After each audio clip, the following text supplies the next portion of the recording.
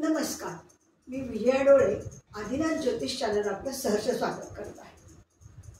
आज या भागामध्ये आपण प्रत्येक भाव किंवा ग्रह या कार्यशाची प्रतवारी पाहिली, क्रमवारी पाहिली, कुठल्या कुठल्या क्रमाने तो बर्बाद होत जातो हे मागच्या व्हिडिओमध्ये आपण हे बघितलं, परंतु त्याचं उदाहरण मात्र करून तुम्हाला दाखवायचं राहिलं। म्हणून आज आपण काय करूया, ती प्रतवारी एक उदाहरण घेऊ आणि त्याच्यानुसार कशी मांडली, पहिला बलवान, त्याचा क्रम दुसरा, मग तिसरा, ते आपण आज उदाहरणावरून बघूया। आपण मागच्या भागात हे अभ्यासले आणि ह्या भागात आपण एक उदाहरणावरून बघू। एक जातक आर्या, जातकाचं नाव आर्या, जन्मतारीख आपण त्या जातकाची जन्मतारीख, जन्मवेळ, जन्मस्थळ, लग्न कुंडली, कस्प कुंडली, स्पष्ट ग्रह, स्पष्ट भाव म्हणजे उपनक्षत्र स्वामी आणि उपनक्षत्र स्वामी, आणि ग्रहांचे सब आणि सब म्हणजे उपनक्षत्र स्वामी, हे सगळं आपण बघितलेलं आहे। हे आपल्याला आता अवगत आहे। तर आता मी ह्या जे उदाहरण घेतले त्याचे सगळं तयार करून आणले आणि ह्या उदाहरणाला फक्त आपण काय बघणार, बलवान कुठल्या क्रमाने ग्रह होतो, भावेश होतो, भाव कुठला, ह्या उदाहरणाद्वारे बघणार। तर मी आता चार्ट लावते। लग्न कुंडली आणि भाव कुंडली म्हणजेच कस्प कुंडली दोन्ही काढलेले आहेत। लग्न कुंडली आपण काय बघणार, लग्न कुंडलीवरनं आपण जेव्हा युती आहे का, दृष्टी आहे का, हे बघताना लग्न कुंडलीने बघावं लागतं, कस्प कुंडलीवरून नाही। त्यामुळे ती पण मांडली आहे आणि कस्पावरनं आपण बलाबल जे ठरवणार, क्रमवारी आपण शिकलो, ती ह्याच्यात आपण कशी लागू करतोय आणि कसं, त्यामुळे कस्प कुंडलीने लग्न कुंडली असे दोन्ही काढलेले आहेत त्या जातकाच्या, आणि स्पष्ट ग्रह, त्याचे सब नक्षत्र स्वामी, ते सगळं मी आता काढलेलं आधी वाचून दाखवतो। हा जातकाचं नाव आहे आर्या, 8/4/2016 जन्मतारीख, जन्मवेळ रात्रीचे 10:40 साताऱ्याचा जन्म। आता ह्याची लग्न कुंडली आपण बनवली आहे आणि कस्प कुंडलीने भाव कुंडली सुद्धा बनवली आहे। लग्न कुंडलीमध्ये काय आलंय, पहिला भाव कुठला आलाय तर वृश्चिक, धनु, मकर, कुंभ, मीन, मेष, वृषभ, मिथुन, कर्क, सिंह, कन्या आणि तूळ, अशा सगळ्या राशी आणि त्यानुसार ते ग्रह सुद्धा पडलेले आपण मांडलेले आहे। तसंच कस्पामध्ये काय झालंय, आता लग्न कुंडली कसं असतं आपण पाहिलेलं आहे की ज्या राशीत असेल ते राशीनुसारच ग्रह मांडल्या जातात, पण कस्पामध्ये मात्र तसं नसतं। एखादा ग्रह मागे पुढे होऊ शकतो का, तर भाव त्याच्या किती अंशावर तो ग्रह आहे आणि किती अंशावर तो भाव सुरू झाला आहे त्यानुसार एखादा ग्रह मागे पुढे पडू शकतो, हे आपण अभ्यासलंय। तर आता कस्प कुंडली, लग्न भाव, पहिला भाव काय वृश्चिक, मग धनु, मग मकर, कुंभ, मीन, मेष, वृषभ, तर मिथुन, कर्क, सिंह, कन्या आणि तूळ, असेच ह्याच्यात तर काही बदल झालेला नाही। मग आता बघा, इथे पहिल्या ह्याच्यात लग्न कुंडली शनी आणि मंगळ आहे, तर कस्पामध्ये काय झालं, शनी तिथेच आहे पण मंगळ वेळात गेला, हा फरक कस्प आणि लग्नामध्ये असतो। प्लुटो तसाच्या तसाच आहे, केतू नेपच्यून चतुर्थात आहे, तर इथे काय झालंय, केतू, शुक्र, रवी आहे, नेपच्यून गेला वर, तृतीयात गेला, रवी शुक्र हर्षल आहे पंचम भावात, इथे चंद्र बुध हर्षल आहे, म्हणजे चंद्र षष्ठात होता तो पंचमात आला, एक ग्रह मागे पुढे होऊ शकतं। नंतर लग्न कुंडलीत बुध चंद्र षष्ठात आहे, तर इथे कोणताच ग्रह नाही, इथला बुध आणि चंद्र पंचमात जाऊन पडले कस्पमुळे। नंतर काय झालं, गुरु, ह्याच्यात गुरु कुठे आहे, दशम भावात गुरु आहे, गुरु आणि राहू, तर ह्याच्यात मात्र काय झालं तर नवम भावात जाऊन पडला कस्प कुंडलीमध्ये, राहू मात्र तिथेच आहे। नंतर बाकी काय 6-7 भावामध्ये कुठे नाही. हा फरक आपण लग्न कुंडली आणि कस्प कुंडलीमध्ये बघितलेलाच आहे. आता आपण काय बघणार आहोत, सगळ्या आधी ग्रह घेऊया. मी तुम्हाला आधी त्यांच्या राशी, अंश आणि त्याचे सब वाचवेल, सब आणि नक्षत्र स्वामी. म्हणजे मग आपल्याला पुढचं हे बघता येईल. आता याचे स्पष्ट ग्रह मी केलेले तयार, ते फक्त मी वाचून दाखवते. रवीची रास कोणती? मीन. अंश 25 अंश 18 कला 47 कला सब राहू, सब केतू आणि नक्षत्र स्वामी बुध. चंद्र मेष रास 12 अंश 58 कला 24 कला, नंतर सब बुध, सब पण बुध आणि नक्षत्र स्वामी मात्र केतू. मंगळ वृश्चिक राशीत पडलाय, नंतर 14 अंश 30 कला 28 कला, सब राहू आहे आणि सब रवी आहे आणि नक्षत्र स्वामी शनी आहे. आता बुध मेषेचा आहे, 11 अंश 2 कला 40 कला, शनी सब आहे आणि राहू सब आहे आणि केतू नक्षत्र स्वामी आहे. आता गुरु हा वक्री आहे, पण आपल्या कृष्णमूर्तीमध्ये वक्री वगैरेला काही फार महत्त्व नाही. सिंह राशीत आहे, 20 अंश 40 कला 32 कला, गुरु सब आहे, बुध सब आहे आणि शुक्र नक्षत्र स्वामी आहे. आता शुक्र मीनेचा आहे, 9 अंश 44 कला आणि 37 कला, शुक्र सब आहे, सब शनी आहे आणि शनी हा नक्षत्र स्वामी आहे. आता शनी वक्री आहे, वृश्चिक रास आहे, 22 अंश 13 कला 20 कला, नंतर चंद्र सब आणि सब पण चंद्र आणि नक्षत्र स्वामी मात्र बुध. आता राहू केतू नेहमी वक्रीच असतात. तो सिंहेचा आहे, 26 अंश 23 कला 12 कला, केतू सब आहे, त्याचा सब गुरु आहे आणि नक्षत्र कुठलं आहे तर शुक्राचं आहे. आता केतू कुणाचा आहे? कुंभेत आहे, कुंभ राशीत केतू आहे आणि किती 26 अंश 23 कला आणि 12 कला. केतूचा सब केतू आहे, शनी सब आहे आणि गुरु हा त्याचा नक्षत्र स्वामी आहे. हर्षल, नेपच्यून आणि प्लुटो हे बघितले तरी चालेल, पण ठीक आहे आपण लिहिलेत तर बघूया. हर्षल मीनेचा आहे, किती अंशावर आहे? 26 अंश 29 कला 12 कला, गुरु सब आहे आणि शनी सब आहे आणि बुध नक्षत्र स्वामी आहे. नेपच्यून कुंभ राशीचं आहे, 19 अंश 52 कला 39 कला, शुक्र सब, नंतर शनी सब आणि राहू नक्षत्र स्वामी. प्लुटो धनुराशीत आहे, 23 अंश 20 कला 1 कला, शनी सब आहे, मंगळ सब आहे आणि नक्षत्र स्वामी शुक्र आहे. आपण हे सगळं तयार करून बघितलं. आपल्याला फक्त प्रतवारी काढायचे. मग कोण पलवाचा या आपल्याला ह्याच्यावरच सगळं बघायचं आहे. आता रवी म्हटलं तर रवी कुठे बरं? आपण काय बघितलं आता? लग्न कुंडलीवरनं फक्त आपल्या दृष्टी आणि युती बघायला लागेल, पण कस्प कुंडलीवरनं मात्र आपल्याला त्याचे कार्येश सगळे जे बलाबल कार्येश आहे ते आपल्याला कस्प कुंडलीवरनं बघायचं आहे. मग आता रवी कुठे आहे बरं? रवी चतुर्थात आहे, पण इथे कुठे आहे? पंचमात आहे. मग आपण चतुर्थातला रवी घ्यायचा. आपण ते बघूयात सगळं. क्रम बघताना बलवान कार्येश कोणता आहे हे बघताना तर रवीचं बघूयात.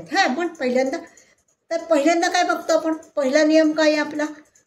रवी त्या ज्या भावात आहे त्याचं फळ देतो का? नाही. तो ज्या नक्षत्रात आहे त्या नक्षत्राचं आणि त्याच्या 2 राशींचं फळ देतो. हा पहिला नियम आहे आपला. हा सगळ्यात बलवान नंबर 1. मग आता बघा बरं, रवी कुणाच्या नक्षत्रात आहे बरं? तर बुधाच्या आहे. नक्षत्र स्वामी बुध आहे. मग बुध कुठे?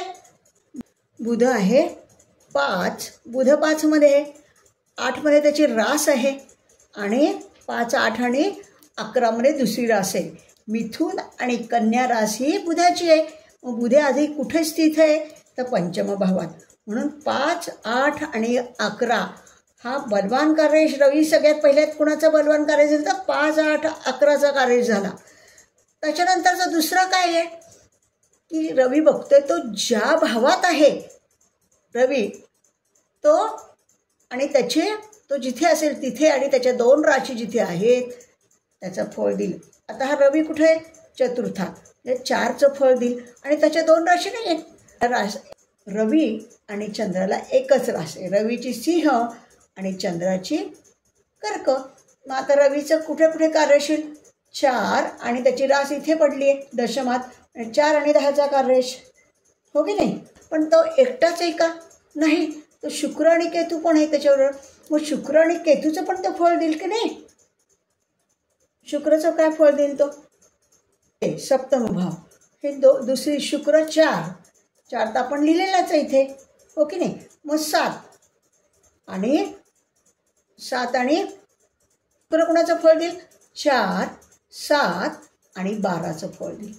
आणि केतू कुठे केतू पण आहे, केतू कोणाच्या याच्यात आहे शनीच्या राशीत. तो राशी त्याला रास आहे का केतूला नाही आहे. मग तो ज्या राशीत आहे त्याचा स्वामी जो कोण आहे त्याची फळं देईल. मी कोण आहे कुंभेचा शनी, मग तो कोणाचं फळ देईल 1, 3 आणि 4 त्याच्या 2 राशी मकर आणि कुंभ. मग हा काय झालं दुसरं बलवान झालं. आता तिसरं काय असतं, आता हा कोण आहे भावेश, म्हणजे चतुर्थ भावाचा भावेश कोण आहे कुंभरास आहे. मग भावेश कोण आला शनी आला. मग आता भावेश शनी आहे. मग शनी कुणाच्या नक्षत्रात आहे, शनी स्वतः फळ देणे तो ज्या नक्षत्रात आहे त्याचं फळ देईल. मग शनी आहे बुधाच्या नक्षत्रात हो की नाही. मग तो कुणाचं फळ देईल 5, 8 आणि 11 असं फळ देईल. ही तिसऱ्या प्रकारचा बलवान कार्य झाला. चौथ्याचा काय होईल कुंभाचं कोण आहे मालक शनी. मग आता शनी जिथे आहे आणि त्याच्या 2 राशी आहेत तिथलं फळ देईल. मग पहिला भाव, तृतीय भाव आणि चतुर्थ भाव हा 4 नंबरचा बलवान कार्य झाला हो की नाही. आणि पहिला कुठला झाला सांगा बरं मला. पहिला काय झाला ज्या ग्रहाचा आपण बघतोय तो जिथे स्थित असेल ज्या भावात असेल त्याचं फळ न देता तो ज्या नक्षत्रात असेल त्या नक्षत्र स्वामी जिथे पडला असेल आणि त्याच्या 2 राशी असेल त्याचं फळ देईल. हा क्रम 1 झाला बलवानमध्ये 1 नंबर. 2 नंबर काय झाला इथे आहे त्याच्यात तो एकटाच आहे का अजून ग्रह आहेत त्यांचं आणि त्यांच्या राशींचं फळ देईल. तिसरं काय झालं भावेश, हे इथे कुठली रास आहे कुंभ आहे.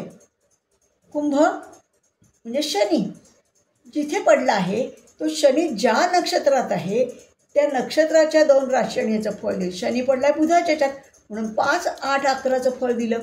आणि चौथं प्रकारचा कार्येश म्हणजे हा जो चतुर्थ भावाचा भावेश आहे जे शनी आहे कुंभेचा शनी आहे तो स्वतःचं फळ देईल. म्हणजे 1, 3 आणि 4. आणि शेवट मात्र 5वा असा आहे की युती किंवा दृष्टी. आता रवीला दृष्टी कुठली आहे एकच आहे हो की नाही. रवीला 7वी आहे चंद्राला 7वी. हां मग दशमच भावाचं हे देईल राहूचं देईल तो हो की नाही. रवीचे 1 नंबर 2 नंबर 3 नंबर 4 नंबर आणि 5 नंबर सगळे ग्रह आपल्याला काढायचे. आलं का लक्षात. आता चंद्र बघा रवीचं लक्षात आलं तुम्हाला. तो कसा झाला 5, 8, 11 4, 10, 7, 11 5, 8, 11 1, 3, 4 आणि रवी हर्षल युती राहुकोण आणि दशमभाव या सगळ्याचं तो फलादेश देईल. आता चंद्र कसा असाच बघणार. आता चंद्र कुठे आहे बरं 6ष्ठ भावात आहे पण कसबमध्ये कुठे पंचम भावात आहे. आपण इथून बघणार चंद्र डायरेक्ट फळ देईल का स्वतः पंचम भावाचं नाही. तो ज्या नक्षत्रात आहे त्याचं फळ देईल. मग चंद्र अश्विनी नक्षत्रात आहे म्हणजे केतूच्या ह्याच्यात आहे. मग केतू कुठे आहे त्याचं तो फळ देईल बघा 4चं फळ देईल. बरं केतू स्वतःची रास नाही, मग तो कोणाचा होईल? ज्या राशी आहे ही रास आहे कुंभ, ती आहे शनीची. मग तो केतू 4चं फळ देईल, 1चं फळ देईल, 3चं फळ देईल आणि 4चं फळ देईल. आलं का लक्षात? आणि मग चंद्र काय करेल?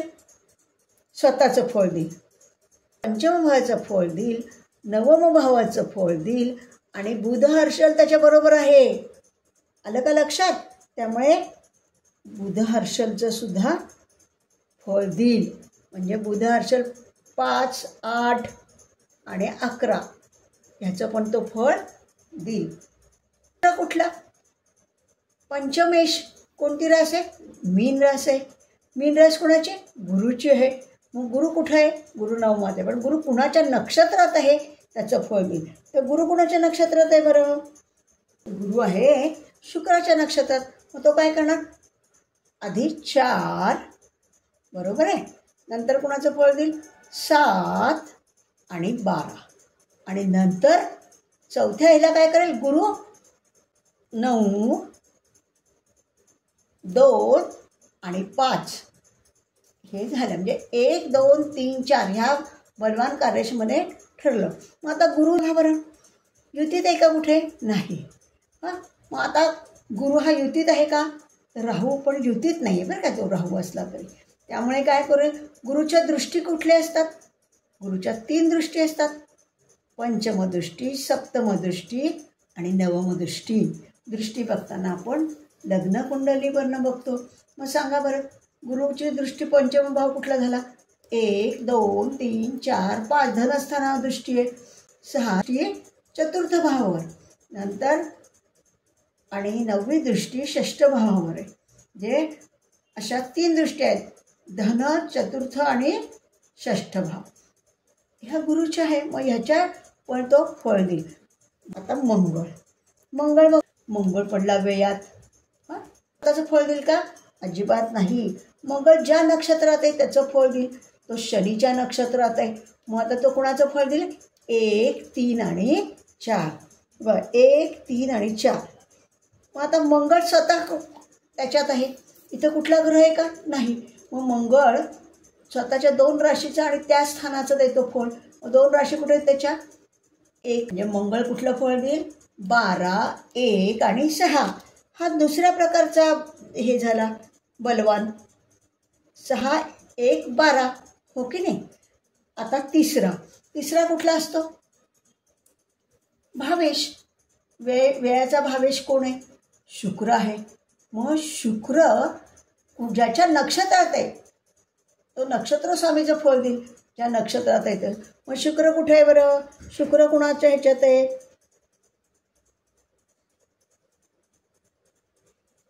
शुक्र 4, 7, 12चं फळ देईल.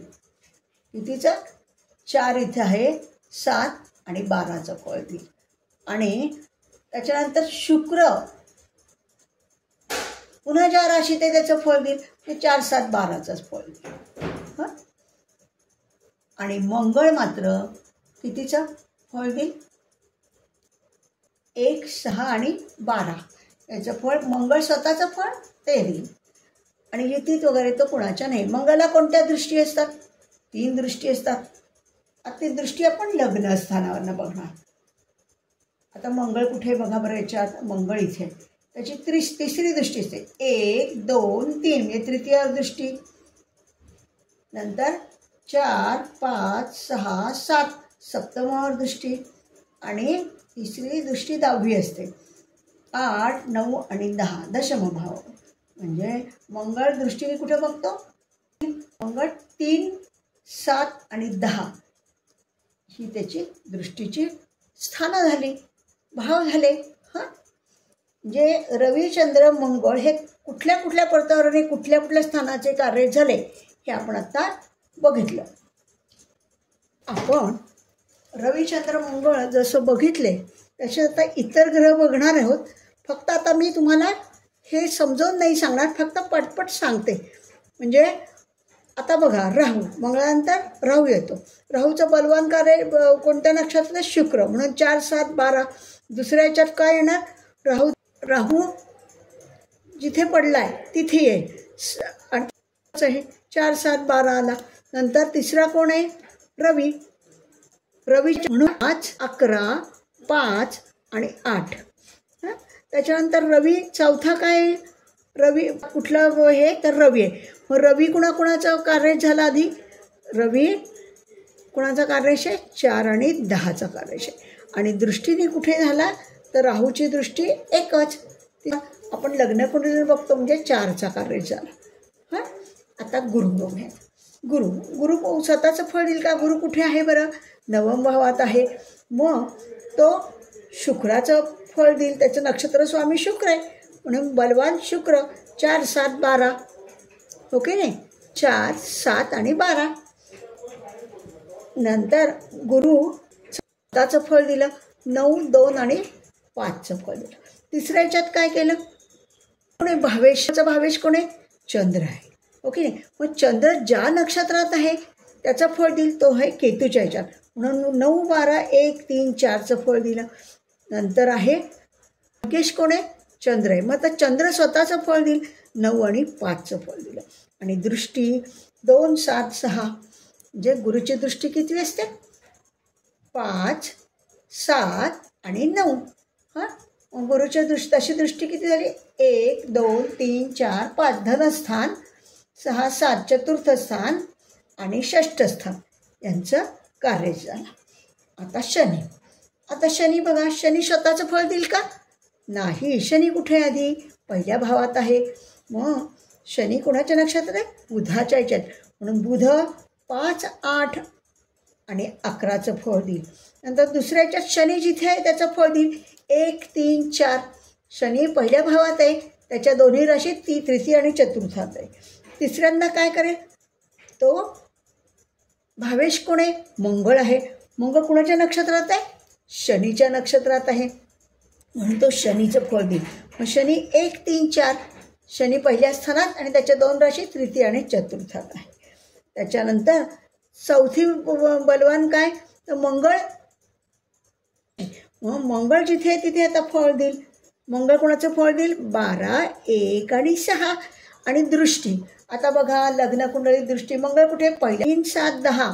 शनी तृतीय स्थानावर, सप्तम स्थानावर आणि दशम स्थानावर दृष्टी. आपली दृष्टी बुध बघूया. बुध काय? बुध केतूच्या नक्षत्रात आहे. मग केतू कुठे बरं? फळ देईल केतूचं. नंतर बुध कुठे आहे? बुध पंचमात आहे. मग बुध कशाचं फळ देईल? 5, 8, 5, 8, 11 आणि पुन्हा तो चंद्राचं पण फळ देईल म्हणून 5 आणि 9 कारण बरोबर चंद्र आहे ना. हर्षल काय? पंचमात. बाकी आपण हर्षलची दृष्टी वगैरे काहीच नाही. बुधाला कितवी दृष्टी असते? 7वी दृष्टी असते. बुध कुठे बघा इथे? बुध आहे षष्ठात. 7वी दृष्टी म्हणजे वेळावर दृष्टी पडली. आपण राहू गुरु शनी बुध हे पण पाहिले. आता आपण केतू बघतोय. आता केतू कुठं आहे? चतुर्थात आहे. हो की नाही? पण केतू कुणाच्या नक्षत्रात आहे? तर गुरुच्या नक्षत्रात आहे. मग गुरु जिथे असेल तिथे फळ देईल. गुरु आहे 9 भावात. त्याची रास आहे धनस्थानात आणि पंचम भावात. म्हणजे केतू गुरुचं फळ देईल. 9, 2, 5चं फळ देईल. आता झालं केतू जिथे असेल तिथलं फळ देईल. केतूला काय करेल? केतूला रास आहे का? नाही. मग तो कुठलं फळ देईल? 4चं फळ देईल. रवी जिथे आहे त्याचं फळ देईल आणि शुक्राचं पण फळ देईल. म्हणजे रवीचं 4 आणि 10, शुक्राचं 4, 7 आणि 12 आणि केतू स्वतः चतुर्थाचं. आता त्याच्यानंतर काय? रास तृतीय कुठलं हे? रास कोणती पडली आहे? केतूची कुंभरास आहे. ही कुंभरास कोणाची आहे? शनीची आहे. शनी कुठे पडलाय? पहिल्या भावात पडलाय. पण शनी ज्या नक्षत्रात आहे त्याचं फलादेश देईल. मग शनी कुठल्या नक्षत्रात आहे? बुधाच्या आहे म्हणून 5, 8 आणि 11चं फळ देईल. ही कुठलं झालं? तिसरा प्रकार झाला. चतुर्थ ह्याच्यात काय? ग्रह जो कुंभरास म्हणजे शनी आहे. आता शनी स्वतःचं फळ देईल. शेवटची चौथी बलवान प्रकार क्रमांक म्हणजे 1, 3 आणि 4. मकर आणि कुंभ शनीच्या राशी आहेत. हां, आणि 5वी केतूला आता दृष्टीप्रमाणे किंवा युतीप्रमाणे, हे युतीत नाही आहेत बरं का, त्यामुळे दृष्टीच बघायला लागेल आपल्याला. मग आता केतू ह्याच्यात कुठे पडला आहे? चतुर्थात पडला आहे. मग त्याची एकच दृष्टी 7वी म्हणजे दशमाचा भाव देईल दृष्टीप्रमाणे. आता आपण शुक्र बघतोय. शुक्र कुणाच्या नक्षत्रात आहे? शुक्र कुठे आधी बघा, शुक्र चतुर्थात आहे. शुक्र स्वतःचं चतुर्थाचं फळ देईल का? नाही, तो ज्या नक्षत्रात आहे त्याचे फळ देईल. शुक्र आहे शनीच्या नक्षत्रात, मग कुठे फळ देईल तो? 1, 3 आणि 4चं फळ देईल. हा बलवान शुक्र हे सगळ्यात नंबर 1. दुसरा क्रमांक काय येईल? शुक्र जिथे आहे तिथे. मग कुठे आहे शुक्र? चतुर्थ, सप्तम आणि व्ययोग. मग त्याच्याबरोबर रवी पण आहे. मग रवी 4 आणि 10 आणि केतू मात्र चतुर्थ 1 आणि 3, 4 असे रीतीने हे सगळे. पुन्हा 1 झालं, 2 झालं, 3 झालं. आणि तो जो हे आहे शुक्राचा मेष कुंभरास आहे, मग तो शनी 1, 3, 4चं फळ देईल. हां, आणि शेवटच्या ह्याला काय बघणार आपण? शुक्र कुठे आहे लग्न कुंडलीत? बघा बरं, पंचमात आहे. मग शुक्राला दृष्टी आहे का? नाही, शुक्राला एकच दृष्टी आहे 7वी. मग तो कुठल्या 7व्या दृष्टीने बघतो? लाभभावाला बघतो. लाभभाव शेवटच्या याला तो लाभभावाचा पण कार्य झाला. आता हर्षल, नेपच्यून आणि प्लुटो ह्याला ते आपल्या याच्यात नाही महत्त्व धरत, पण आपण मांडलंय तर आता बघूयात. हर्षल कुठे आहे? तर पंचमात आहे. हर्षल आहे बुधाच्या नक्षत्रात. 5, 8, 11चं फळ देईल. नंतर तो कोणाच्या बरोबर आहे? चंद्रबुध हर्षलचं फळ देईल. म्हणजे 9, 5, 5, 8, 11 ह्या सगळ्याचं फळ देईल. त्याच्यानंतर 3ऱ्या स्टेजला काय करेल तो? गुरु शुक्र गुरुच्या आणि शुक्राच्या नक्षत्रात आहे. 4, 7, 12चं फळ देईल, हो की नाही? आणि चौथं चंद्रबुध हर्षल हे सगळे एकाच आहे. त्यांचं 22 त्यांच्या ह्याच्याप्रमाणे कसा देईल? चंद्र 5 आणि 9, बुध 8 आणि 11 आणि 5 आणि हर्षल तिथेच आहे, त्याचा नाही काय होणार. हर्षलला दृष्टी नाही म्हणून हर्षलचा काही विषय नाही. आता नेपच्यून बघूयात. हे राहूच्या नक्षत्रात 10, 4. राहू कुठे आहे? राहू कुठे आहे आपला? हा बघा 10 आणि 4 का बरं आलं? कारण राहू रवीच्या राशीत आहे, सिंहेत आहे, म्हणून 4चं पण फळ. नंतर नेपच्यून स्वतः तिथेच आहे. कुठे आहे नेपच्यून? 3मध्ये आहे म्हणून 3चं फळ देईल. त्याच्यानंतर 3री रास, नेपच्यूनची रास कुठली आहे? 10वी रास आहे, म्हणजे मकर, म्हणजे शनीची रास आहे. मग 3ऱ्या ह्याच्यात शनी कुठल्या नक्षत्रात आहे ते देईल. शनी आहे बुधाच्या नक्षत्रात, म्हणजे तो पुन्हा काय करेल? 5, 8 आणि 11चं फळ देईल. मग पुन्हा तो 4थी स्टेज कुठे येईल? तर 4थी स्टेज येईल पुन्हा शनीच्या मकर राशीत आहे नेपच्यून, म्हणून शनीचं फळ देईल. 1, 3 आणि 4चं फळ देईल. ह्याला दृष्टी नाही. आता प्लुटो प्लुटो कुणाच्या नक्षत्रात आहे? शुक्राच्या नक्षत्रात आहे. बघा बरं प्लुटो कुठे आहे? धनस्थानात आहे. शुक्राच्या नक्षत्रात. शुक्र म्हणजे 4, 7 आणि 12 याचं फळ देईल. नंतर दुसऱ्या ह्याच्यात काय होईल? तो जिथे आहे तिथलं म्हणजे धनस्थानाचं फळ देईल. 3ऱ्या स्टेजला काय करेल तो? ही राशी धनस्थानाची राशी कोणती आहे? 9, म्हणजे गुरु ज्या नक्षत्रात आहे त्याचं फळ देईल. गुरु कोणाच्या नक्षत्रात आहे? गुरु शुक्राच्या नक्षत्रात आहे. मग शुक्र म्हणजे काय आलं? 4, 7, 12 त्याचं फळ देईल. आणि 4थं म्हणजे प्लुटो म्हणजे गुरु स्वतःचं फळ देईल. तो कुठे आता पडला आहे? 9व भावात, म्हणजे 9 नंतर धनस्थान आणि पंचमस्थानाचं फळ देईल. प्लुटोला दृष्टी आहे का? नाही, अजिबात नाही. हां, अशा याने आपण रवीपासून ते प्लुटोपर्यंतचे सगळ्या ग्रहांचे बलवान क्रमवार पाहिली. 1, 2, 3, 4, आणि 5वा. आता आपण राशींचं नुसतं हे मी भाव 1 ते 12 भाव आहे, त्यांचे स्पष्ट भाव मी काही अंश वाचत बसत नाही. आता मी फक्त त्याचे सब आणि नक्षत्र स्वामी वाचते. हां, आता पहिला भाव तो वृश्चिक राशीत आहे आणि नक्षत्र स्वामी बुध आहे, सब केतू आहे, सब चंद्र आहे. दुसरा भाव धनुरास आहे, बुध नक्षत्र स्वामी शुक्र आहे आणि सब राहू आहे आणि सब गुरु आहे. तिसरा भाव मकर राशी तिसऱ्या भावात आणि चंद्र नक्षत्र स्वामी आहे त्याचा आणि सब शुक्र आहे आणि सब सुद्धा शुक्र आहे. चौथा भाव कुंभरास, नंतर कुंभरास गुरु नक्षत्र स्वामी गुरु आहे त्याचा, नंतर शनी सब आहे आणि गुरु सब आहे. 5वा मीन राशीचा आहे आणि बुध त्याचा नक्षत्र स्वामी आहे, राहू सब आहे, शुक्र सब आहे. 6वा भावात मेष रास आहे, शुक्र नक्षत्र स्वामी आहे, सब शनी आहे आणि राहू सब आहे. 7वा भाव वृषभ रास आहे आणि चंद्र नक्षत्र स्वामी आहे आणि बुध सब आहे आणि सब मंगळ आहे. 8वा भाव मिथुन रास आहे, 8व्या भावात 8वा भाव आहे नक्षत्र स्वामी आणि चंद्र सब आहे आणि शनी सब आहे. 9वा भाव त्याच्यात कर्क रास आहे, कर्क रास आहे आणि नक्षत्र स्वामी बुध आहे, शुक्र सब आहे आणि गुरु सब आहे. आता 10वा भाव सिंह राशी आहे, शुक्र आहे नक्षत्र स्वामी, शनी सब आहे आणि सब गुरु आहे.